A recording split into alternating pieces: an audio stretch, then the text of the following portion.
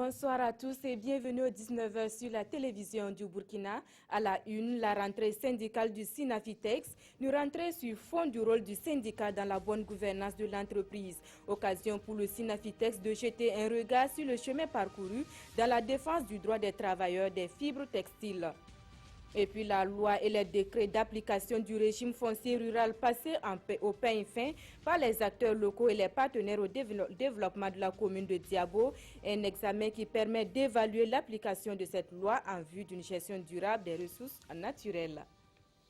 Merci de nous recevoir chez vous. Rôle du syndicat pour une bonne gouvernance dans l'entreprise, c'est sous ce thème que le syndicat national autonome des travailleurs des fibres textiles a fait sa rentrée. Une rentrée qui devrait permettre de jeter un regard rétrospectif sur le chemin parcouru dans la lutte syndicale et de définir les orientations pour la conquête de nouveaux droits. Reportage Drissa Traoré, Sriki Milogo et Amadou Lougué. Fin des vacances pour le Sinafitex, le syndicat national autonome des travailleurs des fibres textiles. Il effectue ici à Sia sa rentrée syndicale de l'année. Une rentrée qui permettra de prendre la mesure du travail accompli et de dégager des pistes en adéquation avec le contexte du moment. Une ambiance de travail, c'est comme un feu de bois où il faut toujours apporter du bois sec pour que le feu continue à brûler. Le contexte actuel du Burkina, où nous avons constaté un peu partout que des difficultés surgissent un peu partout et qu'il a manqué seulement la concertation entre les acteurs. Alors nous voulons anticiper, comme nous l'avons dit, pour que la concertation règne toujours à l'intérieur de Sofitex et de Filsa. Au cours de cette rentrée syndicale, le rôle du syndicat pour une bonne gouvernance dans l'entreprise a fait l'objet d'une communication, une façon de mettre tous les acteurs au même niveau d'information. C'est quand on a l'exformation qu'on peut apporter sa contribution.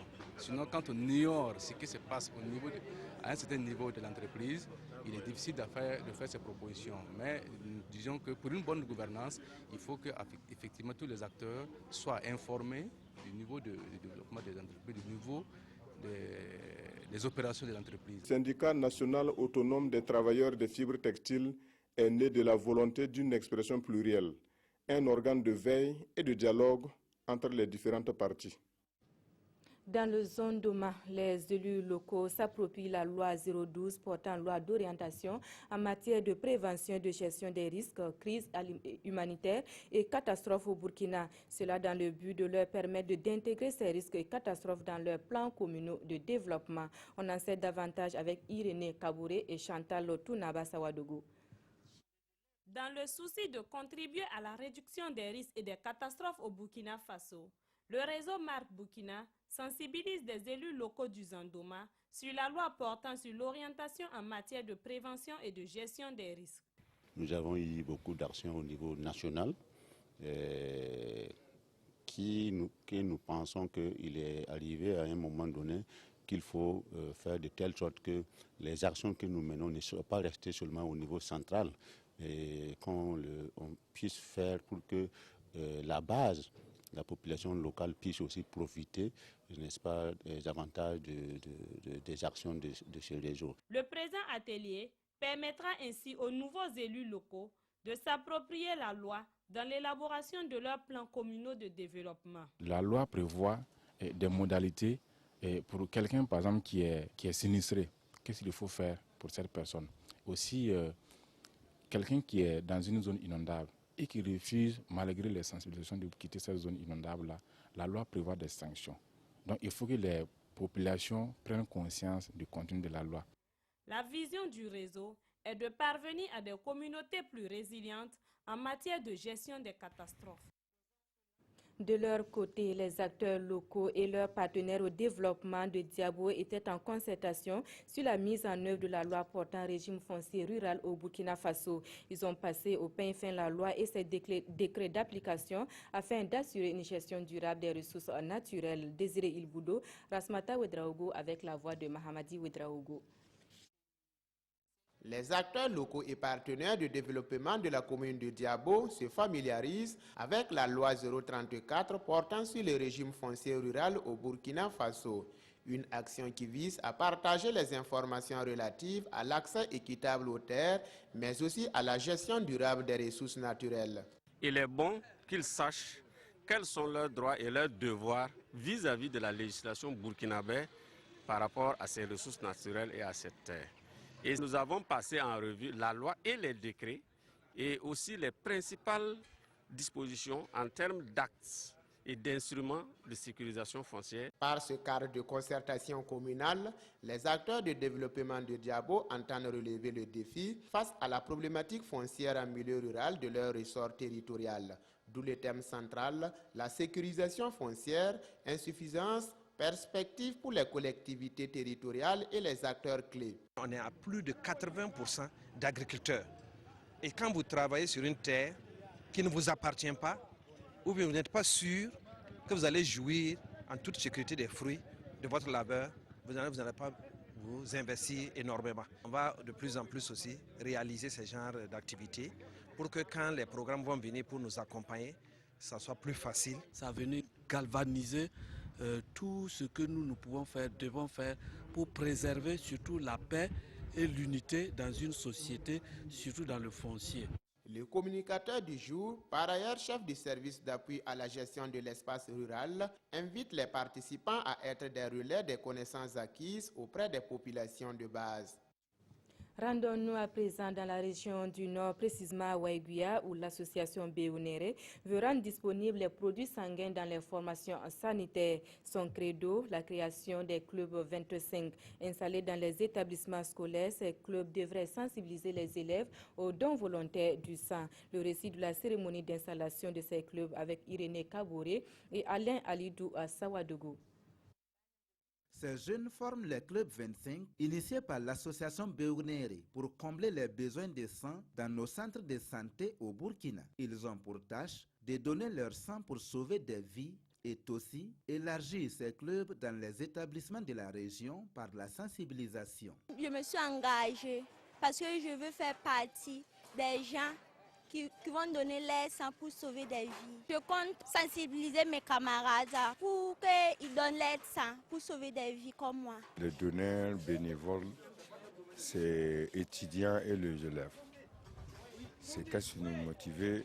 On dit qu'on va mettre le club 25, tous les différents lycées du Wayoua. Si l'hôpital de Béjon de Champs, on touche le proviseur touche le bureau club 25 directement. Et puis ils vont organiser en fait le prélèvement en même temps.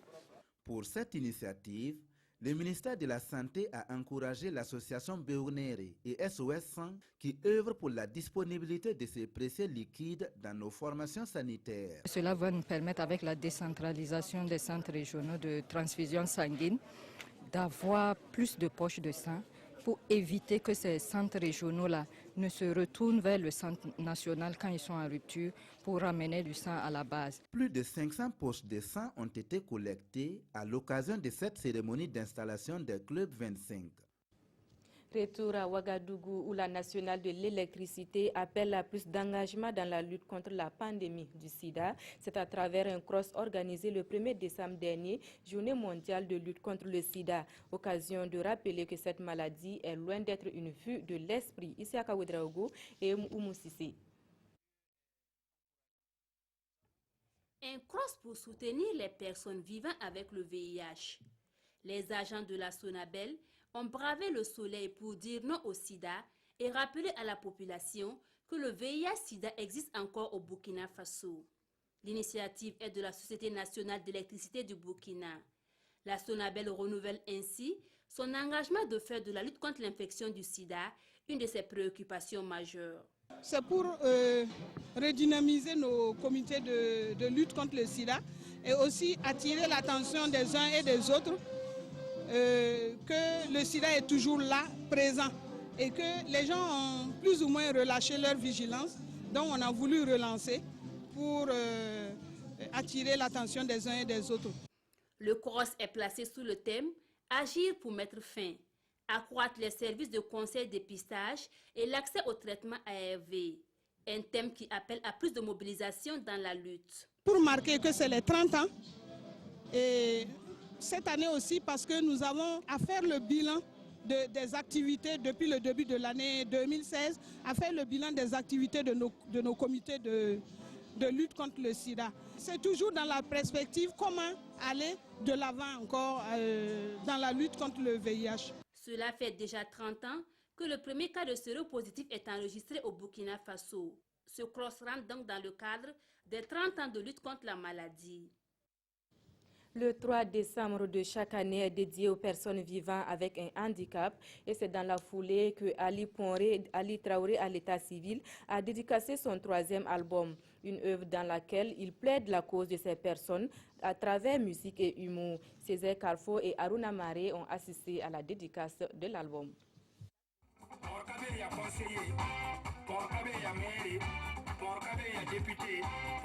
Ali Ponré Premier, plus que jamais engagé pour la cause des personnes en situation de handicap.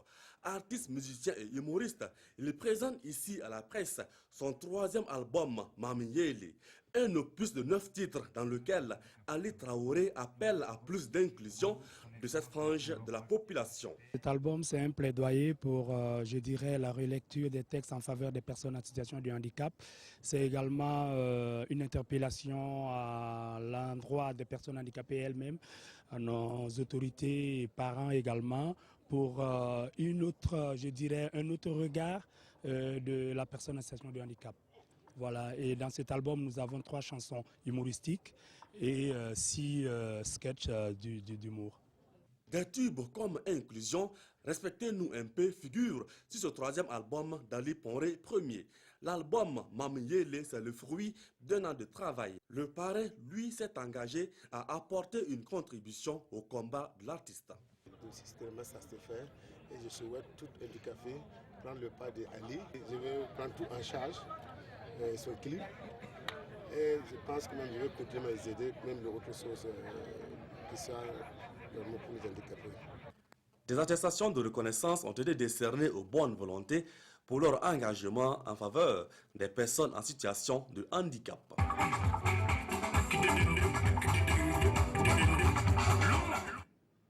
Voilà qui met fin à cette édition. Merci à vous qui l'avez suivi. L'information revient à 20h avec Mwendatat Nathalie Akaouri.